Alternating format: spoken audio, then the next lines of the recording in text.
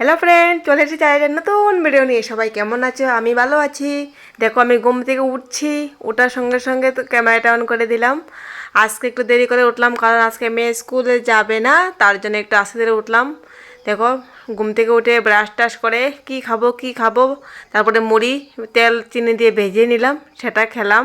মেয়েও সকালবেলা এগুলি খেয়েছে, খেয়ে আঙ্কেলের কাছে পড়াশোনা করেছে। আমি খাচ্ছিলাম যখন, ওর মনে হচ্ছে ওগুলি খাবে, ভালো লেগেছে ওর খেতে, তার জন্য ও খেয়ে নিচ্ছে আমার থেকে একটু একটু করে।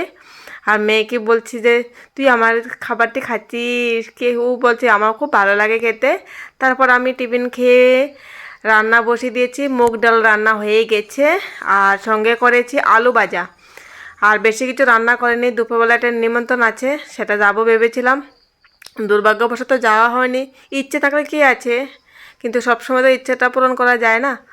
দেখো, মেয়ে হাতে মেহেন্দি করবে, তার জন্য আগে থেকে কলম দিয়ে হাতে এঁকে নিচ্ছে। বলছে যে আমি আগে কলম দিয়ে হাতে এঁকে নিই, তারপর আমি মেহেন্দি করে নেব। দেখো, ভালোই আঁকতে পারে। দেখো, আমার মেয়ে মানে মোটামুটি অনেক কিছু ভালো করে আঁকতে পারে। ড্রয়িং শিখো তো, তার জন্য তারপর আমি ড্রয়িং করে দিলাম।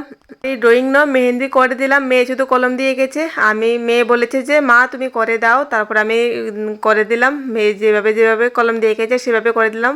বেশি পারিনি গো বন্ধুরা, আমার বহুত কষ্ট হয়ে গেছে, নিজের দিকে তাকাতে তাকাতে আমার ঘাড়ে ধরে গেছে, হাতে ধরে গেছে। দেখো তো কেমন হয়েছে। মেয়ে শুধু কলম দিয়ে গেছে, আর বাকিটা আমি মেহেন্দি করে দিয়েছি। তোমাদের কি ভালো লেগেছে? ভালো লাগলে প্লিজ প্লিজ বলবে। আমি কিন্তু মেহেন্দি আর্টিস্ট নই, মেয়ে যেভাবে করেছে আমি দেখে দেখে করেছি।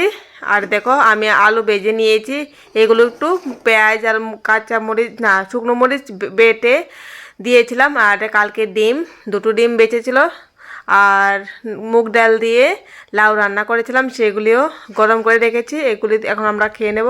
তো সারাদিন চলেই গেল, শোয়া, স্নান করা, খাওয়া দাওয়া, আর কি দেখাবো। তারপরে একটা বাচ্চাকে আমি পড়াতে যাই, বাচ্চাও নয়, একটু বড়, মানে ক্লাস 3-তে পড়ে। ওকে দুপুরবেলা আমি পড়াই, কারণ দুপুরবেলা ওর স্কুলে প্রোগ্রাম গিয়েছে, তার জন্য বলেছে যে বিকেলবেলা যাওয়ার জন্য। বিকেলবেলা গেলাম, তো যাচ্ছিলাম, তা এই মুহূর্তে তোমাদেরকে একটু দেখালাম। দেখো, সন্ধ্যা হয়ে গেছে, এখন তো শীতের বেলা, তাড়াতাড়ি সন্ধ্যা হয়ে যায়। 5টা 15 অবধি পড়িয়েছিলাম, তারপরে সন্ধ্যা হয়ে গেছে, রাত্র হয়ে গেছে, সন্ধ্যাও না রাত্র হয়ে গেছে। রাস্তায় কেউ ছিল না। দেখো, আকাশটা একটু একটু আলো দেখা যাচ্ছে, আর চারদিক শুধু অন্ধকার। তারপরে বাড়িতে চলেই আসলাম, দেখছি যে মেয়ে কী করছে।